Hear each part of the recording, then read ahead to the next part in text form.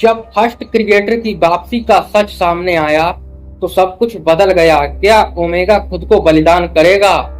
और आखिरी खत में उसके लिए क्या संदेश छिपा है, जानिए इसी वीडियो में। क्योंकि शायद तुम भी असली आर्यन नहीं हो।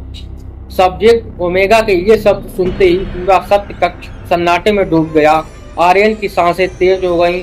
उसे लगा जैसे उसके पैरों तले जमीन खिसक गई हो। और इतने वर्षों तक जिस पहचान को वह अपना सच मानता रहा, क्या वह भी गूंज थी? और तभी जेनेसिस मशीन की स्क्रीन चमकने लगी। एक नई फाइल अपने आप खुल गई। प्रोजेक्ट आर्यन फाइनल रिकॉर्ड उस पर लिखा हुआ आया। काउंट डाउन अब सिर्फ 3 मिनट पर आ चुका था। 3 minute, 2 minute 59 second, 2 minute 58 second.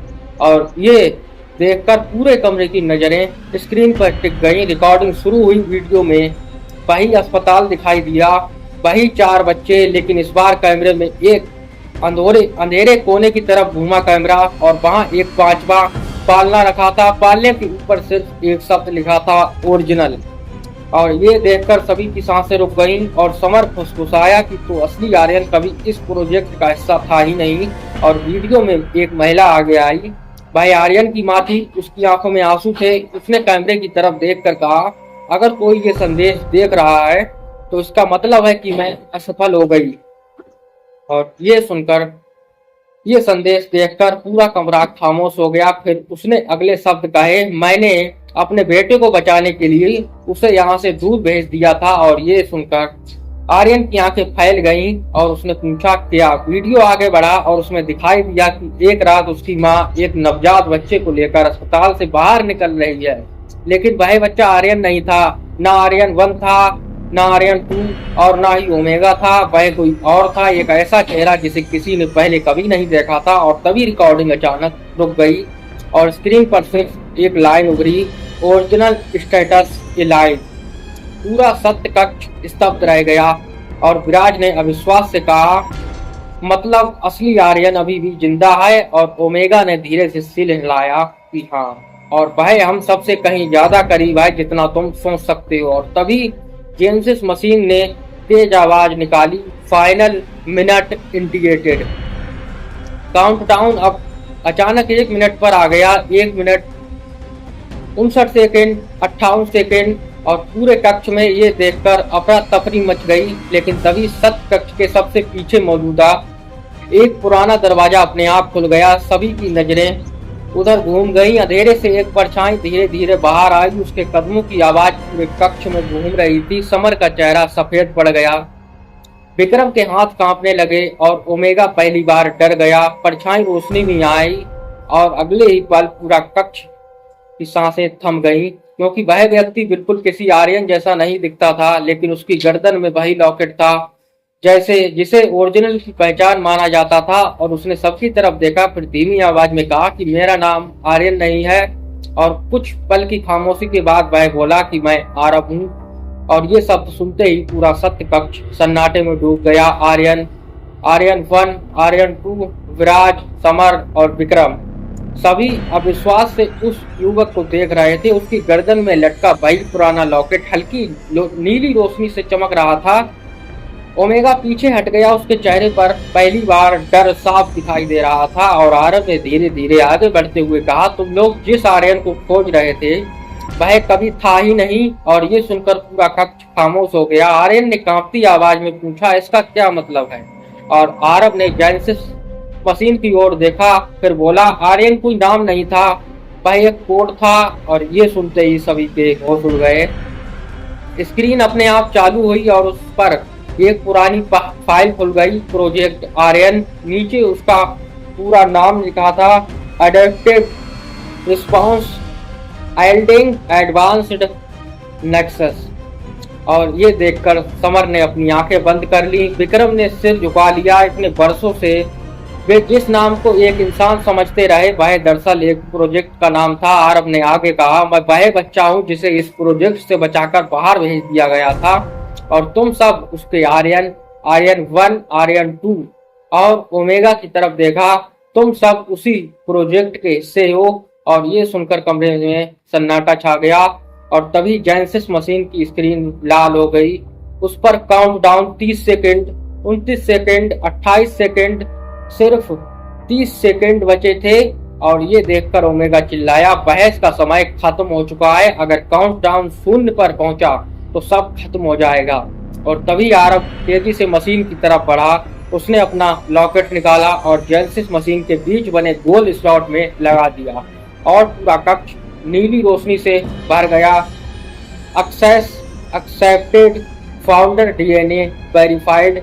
और ये देखकर सभी स्तब्ध रह गए। विक्रम फुसफुसाया कि फाउंडर डीएनए, तो ये आरव ने उसकी बात पूरी की। हाँ, मैं पहले क्रिएटर का बेटा हूँ। और ये सुनकर पूरा सत्य कक्ष हिल गया।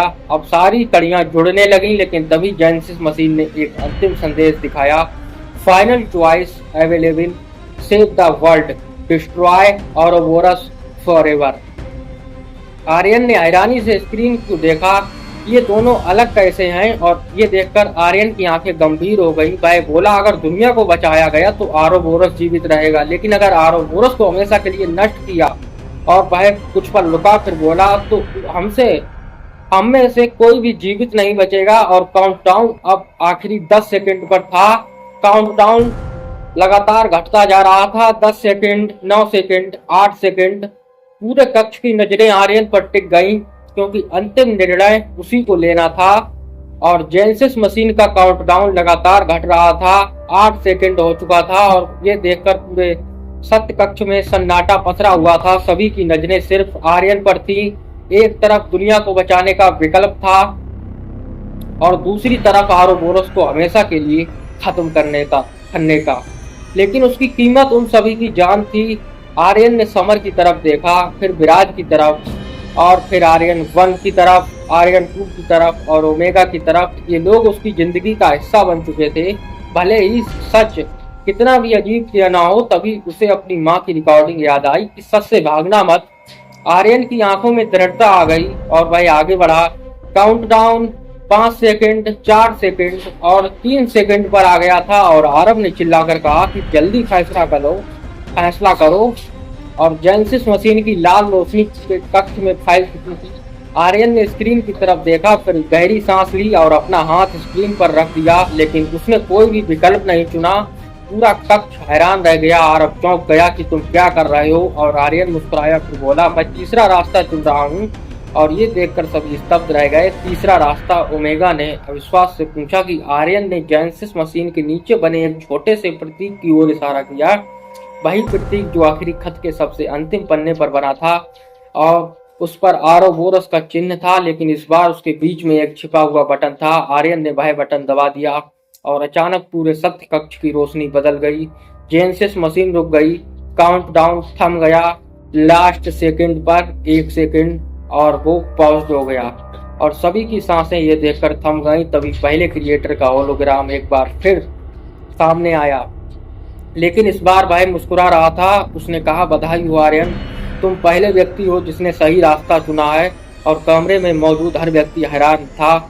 और होलोग्राम ने आगे कहा, दुनिया को बचाना है और औरोबोरस को खत्म करना, कभी 2 अलग विकल्प थे ही नहीं। वास्तविक परीक्षा ये थी कि क्या कोई व्यक्ति शक्ति और विनाश से ऊपर सोच सकता है। और फिर उसने अपना हाथ उठाया और अगले ही पल जेनेसिस मशीन के भीतर छिपी सभी फाइलें खुल गईं। औरोबोरस के सारे राज, सारे प्रयोग, सारी सच्चाइयाँ और दुनिया भर के नेटवर्क पर भेजी जाने लगी। लेकिन साथ ही औरोबोरस का पूरा सिस्टम खुद ब खुद नष्ट होने लगा और सिस्टम पर इंटीग्रेटेड, औरोबोरस टर्मिनेटेड। ये देखकर समर की आंखों में आंसू आ गए और आर्यन 1 ने पहली बार राहत की सांस ली। और ओमेगा वह चुपचाप स्क्रीन को देखता रहा, क्योंकि इतने वर्षों बाद उसे भी आज़ादी मिलने वाली थी। लेकिन तभी जेनेसिस मशीन पर एक आखिरी संदेश चमका, फेयरवेल ओरिजिनल हेयर। और ये देखकर पूरे कक्ष में सन्नाटा छा गया। आरव का चेहरा अचानक बदल गया। उसने घबराकर स्क्रीन को ओर देखा और फुसफुसाया कि नहीं, क्योंकि सिस्टम को बंद करने की कीमत अभी भी बाकी थी और लगता था कि किसी एक को अंतिम बलिदान देना ही होगा। फेयरवेल ओरिजिनल हेयर उस पर लिखा था। ये शब्द स्क्रीन पर चमक रहे थे। पूरे सत्य कक्ष में फिर से सन्नाटा छा गया। आरव के चेहरे का रंग उड़ चुका था। उसने घबराकर जेनेसिस मशीन की तरफ दौड़ लगाई कि नहीं, ये प्रोटोकॉल अभी भी सक्रिय है। और आर्यन ने पूछा, क्या मतलब? आरव ने कांपती आवाज में कहा कि आरोबोरस को खत्म करने के लिए एक अंतिम ऊर्जा स्रोत चाहिए और सिस्टम उसी व्यक्ति को चुनता है जिसे वह असली उत्तराधिकारी मानता है। और सभी की नजरें धीरे धीरे आरव की तरफ घूम गईं, क्योंकि अभी कुछ देर पहले ही मशीन ने उसके डीएनए को फाउंडर डीएनए के रूप में स्वीकार किया था। और विराज चिल्लाया कि कोई दूसरा रास्ता होगा, लेकिन जेनेसिस मशीन पर एक नई चेतावनी उभर आई, final transfer starting, host selected. और कुछ सेकंड तक स्क्रीन झिलमिलाती रही, फिर एक नाम उभरने लगा। आरव ने आंखें बंद कर ली, समर की सांसें रुक गई। ओमेगा भी स्क्रीन को घूर रहा था और अगले पल नाम पूरा दिखाई दिया, होस्ट सब्जेक्ट ओमेगा। और ये देखकर पूरा कक्ष स्तब्ध रह गया। ओमेगा खुद भी कुछ पल तक स्क्रीन को देखता रह गया कि मैं, और ये सुनकर उसकी आवाज़ खुद भी कांप गई और जेनेसिस की यांत्रिक आवाज़ गूंजी कि अचानक सबको समझ आ गया कि जिस बच्चे को सालों पहले बुला दिया गया था, जिससे प्रयोगों ने बदल दिया था, उसी के अंदर वह ऊर्जा थी जो पूरे सिस्टम को चला रही थी। ओमेगा धीरे धीरे मुस्कुराया, लेकिन इस बार उसकी मुस्कान में दर्द था। और तो आखिरी मेरी भूमिका यही थी। और आर्यन तुरंत आगे बढ़ा कि नहीं, हम कोई और रास्ता ढूंढेंगे। और ओमेगा ने सिर हिला दिया कि नहीं आर्यन, मैंने अपनी पूरी जिंदगी ये जानने में बिताई थी मैं कौन हूँ, और आज पहली बार मुझे जवाब मिला है। और ये सुनकर पूरा कक्ष खामोश था। ओमेगा ने आर्यन के कंधे पर हाथ रखा। तुम्हें पता है हम दोनों में फर्क क्या है? और आर्यन कुछ नहीं बोला। ओमेगा हल्का सा मुस्कुराया, तुम्हें एक परिवार मिला और मुझे एक उद्देश्य। और तभी जेनेसिस मशीन से नीली रोशनी निकलने लगी। वह धीरे धीरे ओमेगा को घेरने लगी। काउंटडाउन फिर से शुरू हो गया। 30 सेकंड, 29 सेकंड, 28 सेकंड तक हो गया था। और ओमेगा ने आखिरी बार सभी की तरफ देखा, समर, विराज, आरव, आर्यन 1, आर्यन 2 और अंत में आर्यन। और फिर उसने कहा, आखिरी खत कभी एक पात्र नहीं था, ये एक मौका था सही फैसला लेने का। और अगले ही पल पूरे सत्य कक्ष में तेज रोशनी, सफेद रोशनी फैल गई और ओमेगा उस रोशनी के बीच गायब होने लगा। जेनेसिस मशीन पर एक नया संदेश चमका, announce signal detected, shorts last letter. और ये देखकर सभी की आंखें फैल गईं, क्योंकि आरोबोरस खत्म हो रहा था। ओमेगा बलिदान देने वाला था, फिर भी आखिरी खत ने अभी अपना अंतिम रहस्य नहीं खोला था। और लगता था कहानी का सबसे बड़ा सच अभी सामने आना बाकी है। Announce signal detected, shorts last letter. Genesis machine पर चमकते ये शब्द देखकर सबकी सांसें थम गईं। ओमेगा सफेद रोशनी के बीच खड़ा था, उसका शरीर धीरे धीरे ऊर्जा में बदल रहा था। लेकिन तभी पूरे कक्ष में एक मधुर आवाज गूंज उठी, एक ऐसी आवाज जिसे आर्यन कभी नहीं भूल सकता था।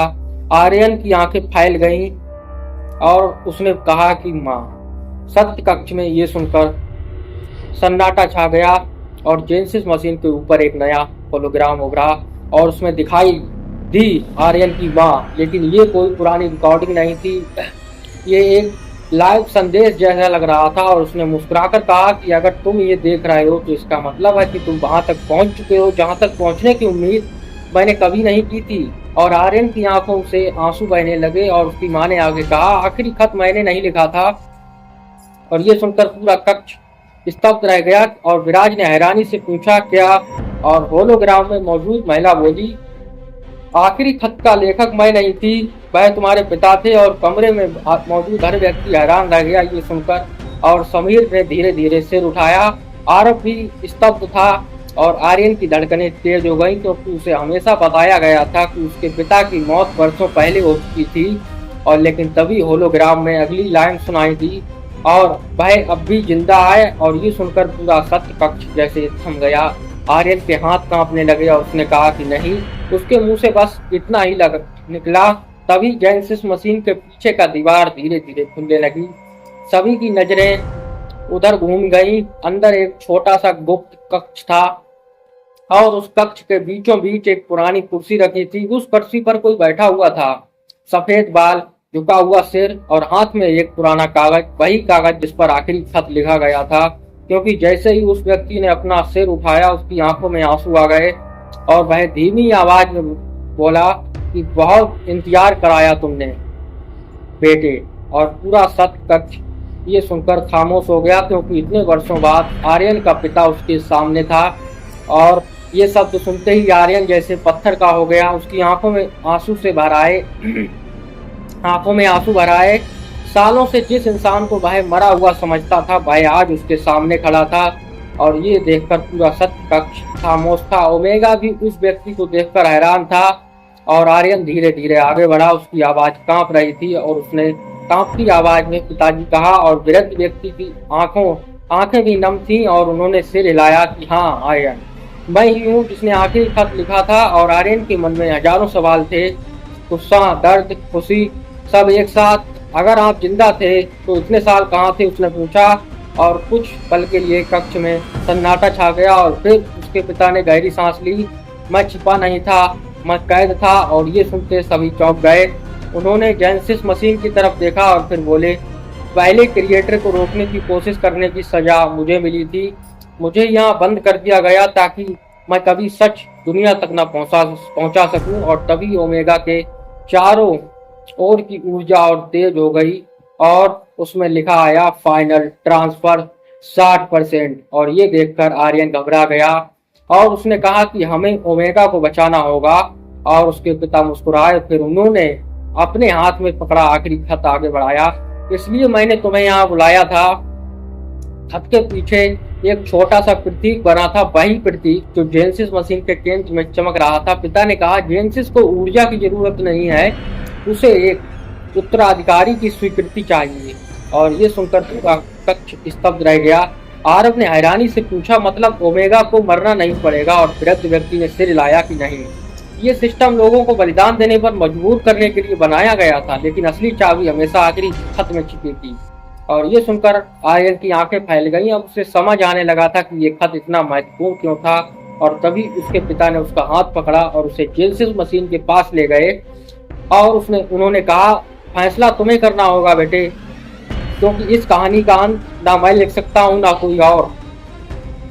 इस कहानी का अंत ना मैं लिख सकता हूँ और ना कोई और, सिर्फ तुम लिख सकते हो। और पूरा सत्य कक्ष खामोश था। ये सुनकर ओमेगा की ऊर्जा लगभग समाप्त हो चुकी थी और उस पर लिखा आ चुका था, फाइनल ट्रांसफर 90%, 91% और 92%। आर्यन ने आखिरी खत खोला और पहली बार उसे उस खत का अंतिम पन्ना दिखाई दिया, एक ऐसा पन्ना जो पहले कभी नहीं खुला था। उस पर सिर्फ एक लाइन लिखी थी, सच्चा उत्तराधिकारी वह नहीं जो शक्ति चुने, बल्कि वह जो सबको दूसरा मौका दे। आर्यन की आंखों में दृढ़ता आ गई। वह आगे बढ़ा और जेनेसिस मशीन पर अपना हाथ रख दिया। लेकिन अगले ही पल पूरे कक्ष में भूकंप जैसा झटका लगा, दीवारें कांपने लगी और एक डरावनी आवाज गूंजी, access denied, the first creator has returned. ये चेतावनी सुनते ही पूरा सत्य कक्ष हिल उठा और दीवारों पर लगे सभी स्क्रीन अपने आप चालू हो गए। जेनेसिस मशीन की नीली रोशनी अचानक लाल हो गई। आर्यन, आरव, ओमेगा, समर, विराज और बाकी सभी हैरानी से इधर उधर देखने लगे। और तभी सत्य कक्ष के बीचों बीच एक विशाल होलोग्राम उभरने लगा। लेकिन ये वही शांत होलोग्राम नहीं था जिसे वे पहले देख चुके थे। इस बार उसकी आंखें चमक रही थी, उसके चेहरे पर एक डरावनी मुस्कान थी और उसकी आवाज पूरे कक्ष में गूंज उठी कि स्वागत है मेरे उत्तराधिकारियों। और ये सुनकर आर्यन का दिल जोर से धड़कने लगा कि तुम जिंदा हो। होलोग्राम हंसा, एक लंबी और ठंडी हंसी। जिंदा नहीं आर्यन, मैं उससे कहीं ज्यादा हूँ। और तभी जेनेसिस मशीन के अंदर से लाखों डेटा फाइलें हवा में तैरने लगी। आर्यन ने घबराकर कहा कि यह संभव है। उसने अपनी चेतना सिस्टम में अपलोड कर दी थी। और ये सुनकर पूरा कक्ष स्तब्ध रह गया। मतलब पहला क्रिएटर मरा नहीं था, उसका शरीर खत्म हो चुका था, लेकिन उसका दिमाग, उसकी चेतना अभी भी जेनेसिस के अंदर मौजूद थी। और तभी होलोग्राम ने मुस्कुराकर कहा, मैं ही आरोबोरस हूँ। और ये सुनकर सभी के होश उड़ गए, क्योंकि सालों से भी जिस संगठन को एक संस्था समझते थे रहे, वह दरअसल एक व्यक्ति की सोच थी, एक अमर चेतना। तभी ओमेगा दर्द से घुटनों पर गिर पड़ा और उसमें फाइनल ट्रांसफर 99% तक हो चुकी थी। उसके शरीर से तेज रोशनी निकलने लगी। आर्यन चिल्लाया कि उसे बचाओ, लेकिन फर्स्ट क्रिएटर की आवाज फिर गूंजी, उसे बचाया नहीं जा सकता क्योंकि वही मेरी वापसी का माध्यम है। और ये सुनकर पूरा कक्ष सन्नाटे में डूब गया। अब सब समझ चुके थे कि ओमेगा का बलिदान सिर्फ सिस्टम बंद करने के लिए नहीं था, उसकी ऊर्जा का इस्तेमाल फर्स्ट क्रिएटर की चेतना को नया शरीर देने के लिए किया जा रहा था। ओमेगा ने दर्द में आर्यन की तरफ देखा, लेकिन उसके चेहरे पर डर नहीं था, सिर्फ एक हल्की मुस्कान थी और वह बोला कि आर्यन, मुझे लगता है अब मुझे आखिरी सच समझ आ गया है। और ये सुनकर आर्यन की आंखों में आंसू आ गए और उसने पूछा कि कौन सा सच। और ओमेगा ने कांपते हुए हाथ से आखिरी खत की तरफ इशारा किया और फिर बोला, आखिरी खत कभी तुम्हारे लिए नहीं था, वह मेरे लिए था। और ये सुनकर पूरा कक्ष स्तब्ध रह गया और तभी खत का आखिरी पन्ना अपने आप चमकने लगा। उस पर धीरे धीरे नए शब्द उभरने लगे। उस पर नया शब्द था, प्रिय ओमेगा। और इससे आगे का पार्ट आगे।